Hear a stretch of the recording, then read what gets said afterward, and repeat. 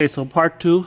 So we're gonna install a keypad. So you're probably used to, so these are standard DSC keypads for the fire alarm, but they gotta be mounted a little bit differently. So we gotta use Fast 90, or you don't have to, depending on your local code, but I use Fast 90 because it's fireproof or fire resistant, and I use armored Fast 90. So I've taken out a knockout here and I've run it into my box, and we've taken the back cover off. So the next step is now I'm gonna add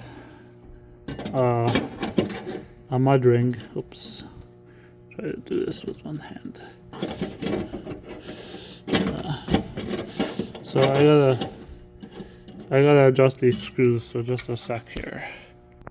Okay, so you put your mud ring on and then you secure it with 2 screws in the backing, and then you want to run red, black, yellow, and green into the terminal, and make sure you have enough wire because this thing is like, it's impossible to do this properly. So these just fit in. Can't do this with one hand. Oh no, my hand.